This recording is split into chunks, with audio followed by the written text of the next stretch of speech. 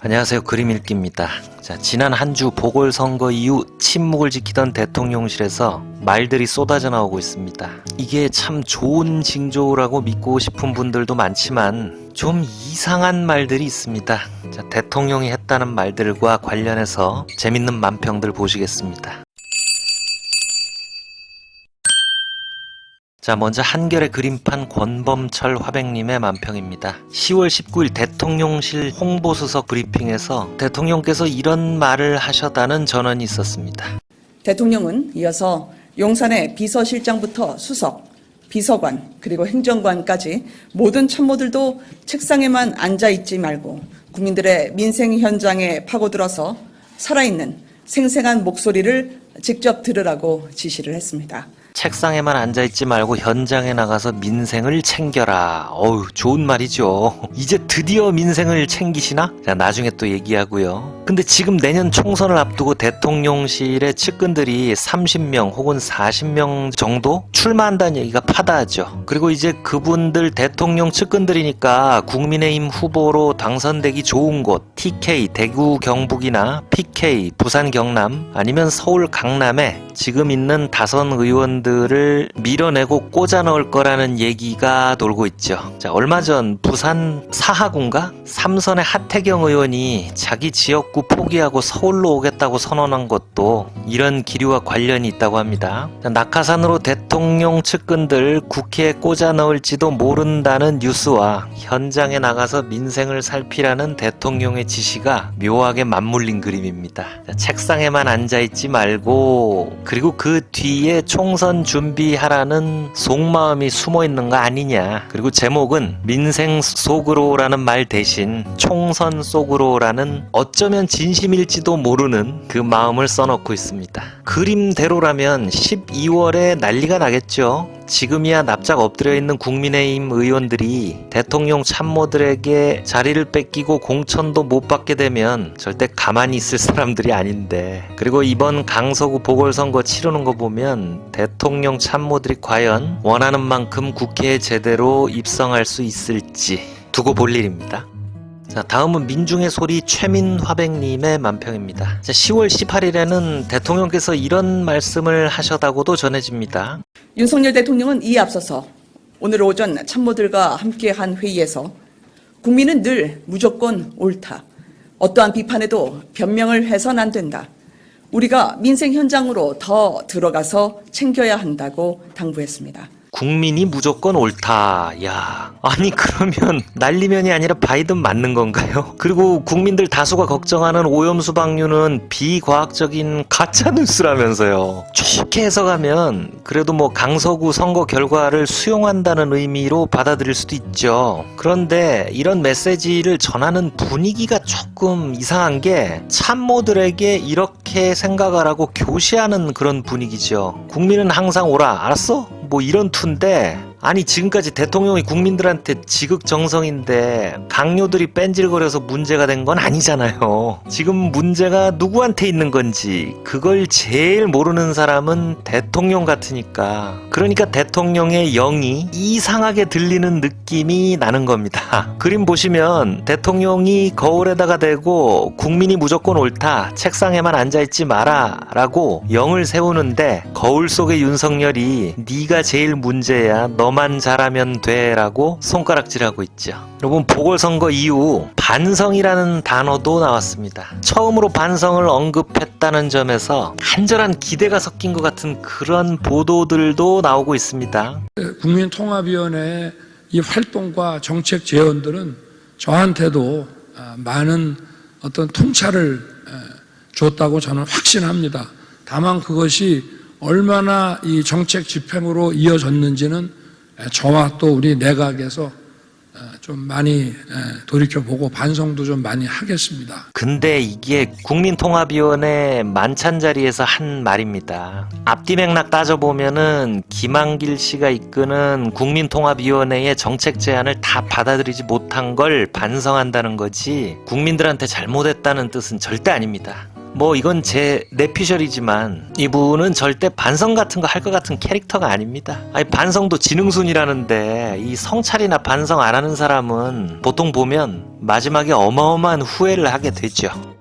자, 굿모닝 충청 설아백 화백님의 만평입니다. 제가 이거 보고 진짜 한참을 웃었어요. 자, 그래서 썸네일 제목도 이 그림에서 가져왔습니다. 자, 한 대통령실 관계자는 이념 논쟁을 멈추고 민생에 집중하라는 말씀을 하셨다고 전합니다. 와, 이거 아니 본인이 불과 한 달 전에 이런 말씀을 하셨잖아요. 중요한 게 이념입니다. 철진한 이념이 아니라 나라를 제대로 끌고 갈 수 있는 그런 철학이 바로 이념입니다. 굉장히 중요한 문제라고 생각합니다. 철진한 엉터리 사기 이념에 우리가 매몰됐고. 자, 정치인들 말 바꾸는 거 흔한 일이긴 하지만 좀 이 경우는 기괴하죠.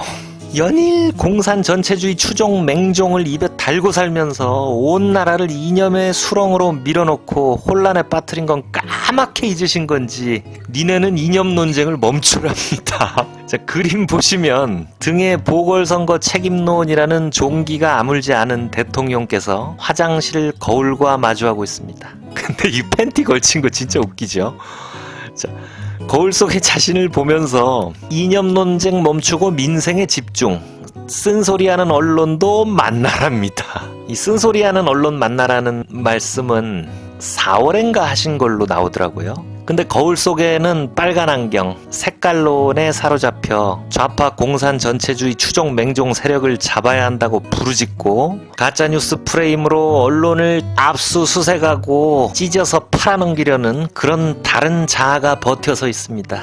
여러분, 이 그림에는 언급 안 했는데 한국일보 단독으로 여당 관계자와의 오찬에서 민주당 탓하지 말라는 말씀도 하셨답니다. 아니 이분은 도대체 자기가 무슨 말을 하는지 모르고 말을 하는 것 같아요, 어떨 땐. 자, 그래서 이 그림의 제목은 윤통이 거울을 봅니다 라는 단순한 사실명제에 거울을 미쳤나로 살짝 고치고 있습니다. 그런데 이게 웃기면서도 웃을 수가 없고, 그리고 과장이나 감정 섞인 비난이 아니라 사실 같아서 너무 당황스럽죠. 저는 미쳤나 대신에 아픈가라고 한번 바꿔놓아보고 싶기도 합니다.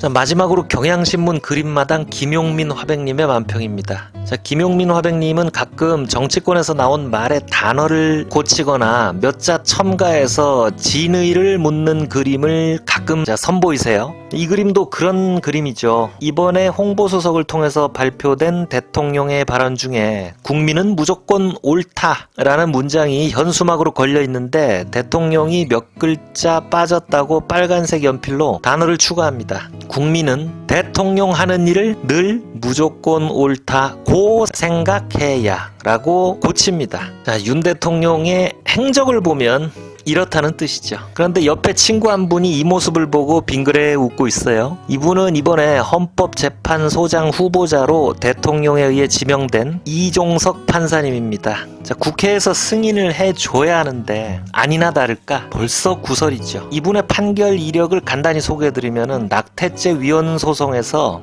낙태 계속 유지해야 된다, 합헌이다 라고 소수 의견 쪽에 쓰셨고, 전두환을 추징하자는 법에 대해서는 또 전두환 편 들어서 위헌 소수 의견을 내셨습니다. 자, 백남기 씨 사망사고에 경찰이 물대포 직사한 건 위헌이라는 판결에 대해서는 이분 혼자만 반대 의견 내셨고, 그리고 공수처 설치는 또 반대하셨습니다. 아주 뚜렷하게 오른쪽으로 완전히 치우치다 못해서 쓰러질 지경인 그런 분이세요. 뭐 이제 국회에서 또 다른 뭔가가 터져 나올지 안 나올지 모르겠습니다.